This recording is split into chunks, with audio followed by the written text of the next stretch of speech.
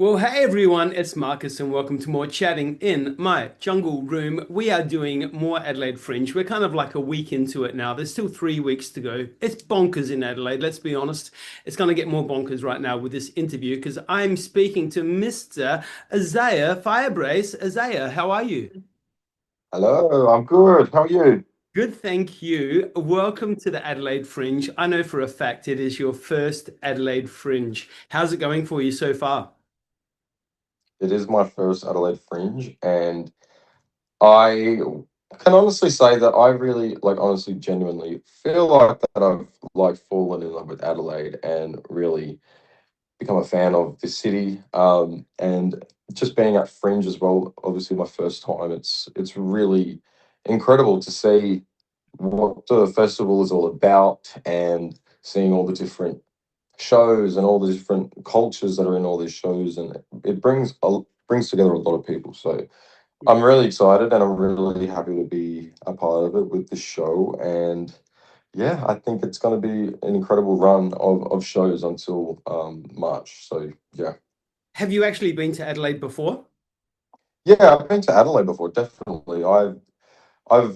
It's kind of like this with most uh cities and places that I go to. Usually I'm always just, obviously there for work, but I'm always in and out very quickly, like in cities and stuff like that. So I don't usually get time to actually sit and enjoy, what the city's actually about. So this time when I've been in Adelaide this time, it's actually for a longer time than what I usually am. So I can actually enjoy, meet people, get out into the city and enjoy like what Adelaide's about. And actually it feels really great here. Yeah, I really like it.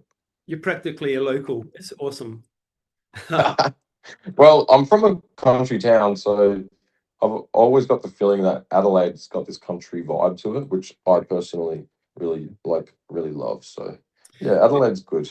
You said that you're falling in love with Adelaide. Adelaide has definitely fallen in love with you. Saturday, a certain show kicked off. It's called California Crooners Club, with, of course, Emile Welman and the megastar that is Hugh Sheridan. It was great. I came to the Saturday gig, incredible show. It was packed, sold out, full house, and everyone was like clamoring at the bit to be involved with it. An insane show. My review's out, everyone. Make sure you get on to it, have a good read, and then go buy your tickets. California Crooners Club, like I said, started off on Saturday 28th. It runs through to the 9th of March. So you're here for a long duration, which is good, but the show will sell Yeah. out. I'm sure of it. So make sure everyone grab your tickets nice and quickly. Playing in Gluttony. Hey, but let's go back to when it all kind of started to really kick off for you, Isaiah. You won the eighth season of The X Factor back in 2016. Holy moly, you were just a little kid back then. How was that Yes. for you? Tell us about that period of your life. Oh wow. Like without going too much on a tangent, because the stories can get very long. But uh I was 16 years old, yes, in 2016, 10 years ago. Um, just a very like wide-eyed, big dreaming kind of. Um, it was absolutely incredible experience for me. Like I had come from a small country town, and I had like this really massive passion for music and singing, and um, it honestly really completely changed my whole entire life, and it brought so much joy and pride to myself and to my community. And yeah, it was incredible, and I'm honestly still so grateful for all the support that I received on the show and post show. And Yep. people still talk about it, and people say I voted for you. Yeah. um they still do it, but it's great, and I'm just still really glad that I can still be in the music industry after 10 years and still be having fun and connecting with people. Yeah, that's bonkers. 10 years ago. Holy moly, where did that uh I correct? know. We're all getting older, Isaiah. Hey, Oh and god, then you I know. backed up 2016 by going global, representing Australia with Eurovision in 2017 with your song "Don't Come Easy." Um, Yes. How did you go mentally going from, being famous around Australia and then all of a sudden going global? How was that transition for you? Oh, I it's for me, it's all about like hindsight, because when you're like you're in something like that and everything's happening so quickly, and your world's like literally changing like week by week. Um, yeah, I didn't realize, I guess, like the impact and how big it really actually was, because yes, I just had come from being on the X Factor, and I guess you're kind of like in like a bubble in that kind of world, because you don't really go out and in the public and stuff. You kind of stay like in the studios and in your hotels and stuff. So you're in sort of this world, and it's hard to really um it's hard to really like believe that all this stuff is going on the outside. Like you're on TV and people are knowing you and stuff. Yeah, it's super overwhelming, super overwhelming. So then a couple months after I won the X Factor, yeah, I got the call to do Eurovision, and not only was that just another huge big dream of mine, but I really, yeah, couldn't believe that I just won X Factor, and literally 3 months after I got the call that I was doing Eurovision, and I just thought, well, when it rains, it pours, and it's if it's gonna happen like this, I just gotta like do it.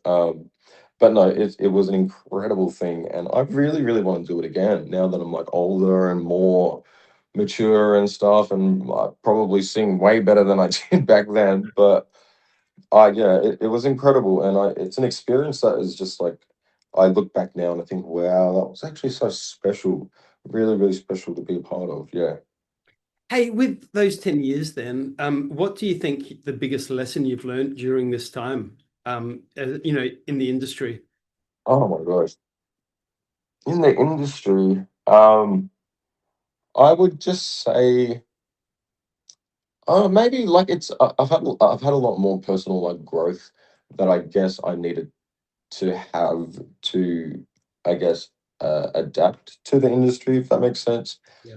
Um, but yeah, I think as a person, the music industry really help really can give you like thick skin and help you be someone of resilience and perseverance, because you always have to work, yes, work hard all the time. You don't really know like um in the music industry, it can be very up and down. So, you got to do it for the right reasons, because you love it and you're passionate about it. So I guess the biggest thing I've learned is, yes, stay always, yes, it's a cliche thing to say, but stay true to yourself.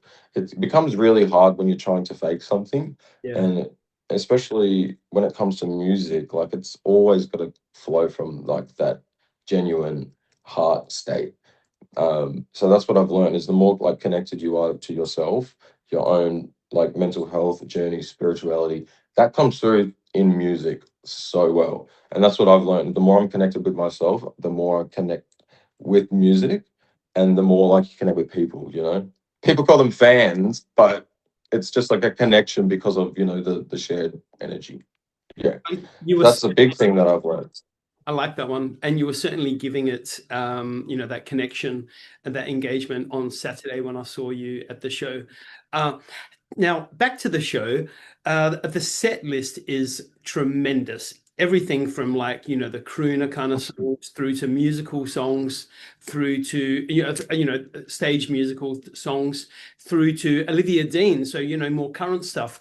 The set list, what do you resonate with more? What kind of style did you like when you were looking at the set list? What were you kind of really, Yeah. yeah, cool, that's in there. I really love the Billy Joel stuff. Obviously, is really great. The song by Lauryn Hill at the end was really cool. You're just too good to be true. Um, the Dream Girl song, Bonkers. because like I thought, oh, that's like just like I would never ever have the opportunity to sing like songs like this in any of my own repertoire. So I feel like most of the songs in this I've been excited about, because it's ones that I would never get the opportunity to do. And then on top of that, I'm singing in like a three-part harmony thing. So it's just like a special musical experience as well. Um, but I've had to learn a lot of the songs as well, and there's songs that I had like never heard of, but then there's songs that I have. I do love jazz music.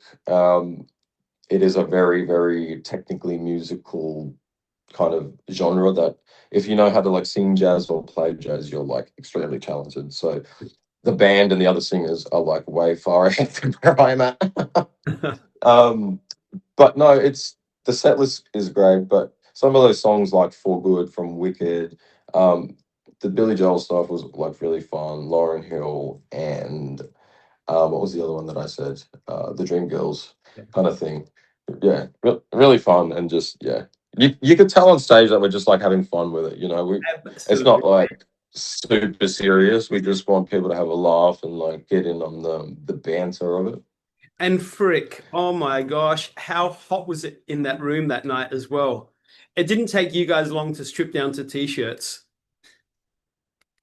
That was a sweaty Yeah, I know. Yeah, show. it was. Yeah, it was definitely sweaty, and they definitely prepared me. They said it's going to get hot on stage. I didn't have like the t-shirt on underneath, so I had to keep the long sleeve on with both. And the other two were getting undressed, and I'm like, I'll leave that up to you. You guys can do it. But no, yeah, very very hot. I'm really hoping that there's a change like in the weather for next week's shows. Oh But my goodness. yeah, it'll be cool. Exactly. Hey, also I'm going to give a bit of a shout out to the New York mashup that occurred during the show as well. That was very cleverly done. That was good. Yes, yeah, I've got to give a lot of applause to Hugh because he has absolutely like this sort of is like his baby. Like this is like his sort of like show, and this is sort of his kind of thing. But he is like the creative like director of it. The set list is all him. So yes, something like the New York mashup is so cool. Like I've never have thought of doing that. And I myself have never heard that kind of mashup before.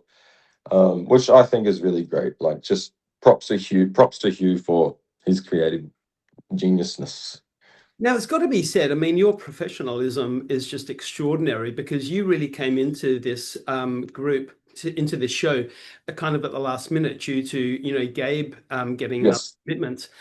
So, your rehearsal time wasn't very long at all. The fact that you pulled off that, No. oh, wow. I mean, you did a really good job, impressive, and so credit to you and your obviously your Oh, talent, thank your you. professionalism. Hey, moving on from the show, are you working on any more music? Is there anything in the pipeline? What's coming along for 2026 for you? I I'm always constantly writing my own music or even just having fun creating songs. But I've been actually sitting on some songs in my like vault, I guess, um, that I've worked on like over the past few years in the States and stuff with like some amazing like producers and songwriters that honestly when I went into in the studio with them, I was like crapping myself. I was so nervous and starstruck. But anyway, that's a different story. But I've got a lot of great songs that I really love that I've worked on like overseas and stuff that are in the pipeline to release this year, as well as some newer stuff. You know, like I just had a son recently, and some more personal songs about like fatherhood and growth and what I was talking to you about before, what I've learned in like the last 10 years. So there's definitely some like new music coming in the direction, and I think another children's book. And I think maybe this here, like doing the crooners gig, is probably going to kickstart like some more things, maybe with the crooners, or even just working with Hugh or Emile, like maybe in the States or something like that. I don't know.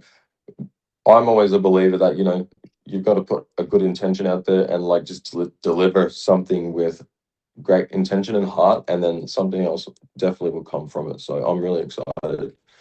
Yeah. Oh, now that you've got this incredible exposure in Adelaide, to a wider demographic than what you may have Yeah. previously had over here, I think next year, 2027 Adelaide Fringe, there needs to be a Isaiah solo show. There we are. Just throwing out the Yay! all right. I would be so, so, so happy to do that, honestly. Yeah. That would be so cool. You Come need and review the show if I do it. done. I'm there. Isaiah, you are an absolute joy to chat with, and all the best with your incredible career. And I can't wait to see you grow and Thank grow you. and do more and more. And here's to your longevity. Thank you so much. I appreciate the chat. Thanks for coming to the show and supporting it. And yeah, it was a good chat. And appreciate like the everything that you're about. Like, look at this background, the hair. You're probably one of the coolest interviewers ever. Oh, No, I yes. appreciate that. Thank you. Like we said, Appreciate the chat. California Crooners Club runs from 28th of February, which is already gone, right through to Monday, the 9th of March. Get your tickets on the Adelaide Fringe website. You can catch the show at Gluttony. Isaiah, what an absolute pleasure to meet you. And I look forward to seeing you at the Adelaide Fringe, walking around. Thank you. Cheers. Friends.